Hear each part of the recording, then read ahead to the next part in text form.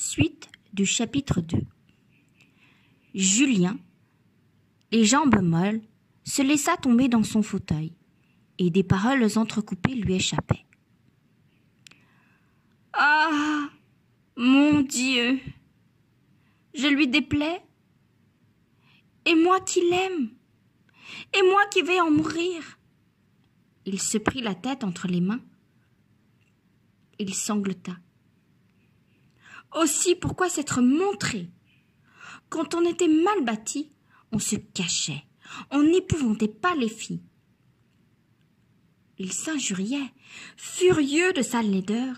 Est-ce qu'il n'aurait pas dû continuer à jouer de la flûte dans l'ombre, comme un oiseau de nuit qui séduit les cœurs par son chant et qui ne doit jamais paraître au soleil s'il veut plaire? Il serait resté pour elle une musique douce, rien que l'air ancien d'un amour mystérieux. Elle l'aurait adoré sans le connaître, ainsi qu'un prince charmant, venu de loin et se mourant de tendresse sous sa fenêtre. Mais, lui, brutal et imbécile, avait rompu le charme. Voilà qu'elle le savait d'une épaisseur de bœuf au labour, et que jamais plus elle n'aimerait sa musique. En effet, il eut beau reprendre ses airs les plus tendres, choisir les nuits tièdes, embaumées de l'odeur des verdures, Thérèse n'écoutait pas, ne l'entendait pas. Elle allait et venait dans sa chambre, s'accoudait à la fenêtre comme s'il n'avait pas été en face, à dire son amour avec des petites notes humbles. Un jour même, elle s'écria: « Mon Dieu, que c'est énervant cette flûte qui joue faux !» Alors, désespéré, il jeta sa flûte au fond d'un tiroir et ne joua plus. Il faut dire que le petit Colombel, lui aussi, se moquait de Julien. Un jour, en allant à son étude, il l'avait vu devant la fenêtre, étudiant un morceau, et chaque fois qu'il passait sur la place, il riait de son air mauvais. Julien savait que le clerc de notaire était reçu chez les Marsanne, ce qui lui crevait le cœur. Non qu'il fût jaloux de cet avorton, mais parce qu'il aurait donné tout son sang pour être une heure à sa place. La mère du jeune homme, Françoise, depuis des années dans la maison, veillait maintenant sur Thérèse, dont elle était la nourrice.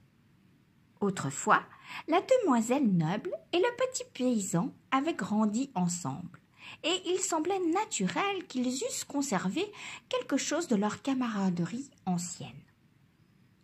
Julien n'en souffrait pas moins quand il rencontrait Colombel dans les rues, les lèvres pincées de son mince sourire.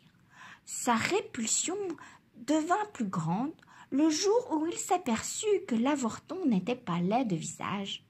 Une tête ronde de chat, mais très fine, jolie et diabolique, avec des yeux verts et une légère barbe frisée à son menton douillet. Ah, s'il avait encore tenu dans un coin des remparts, comme il l'aurait fait payer cher le bonheur de voir Thérèse chez elle. Un an s'écoula. Julien fut très malheureux. Il ne vivait plus que pour Thérèse. Son cœur était dans cet hôtel glacial, en face duquel il se mourait de gaucherie et d'amour. Dès qu'il disposait d'une minute, il venait passer là, les regards fixés sur le plan de muraille grise, dont il connaissait les moindres taches de mousse. Il avait eu beau, pendant de longs mois, ouvrir les yeux et prêter les oreilles. Il ignorait encore l'existence intérieure de cette maison solennelle où il emprisonnait son être. Des bruits vagues, de lueurs perdues l'égaraient. Est-ce des fêtes? Était-ce des deuils?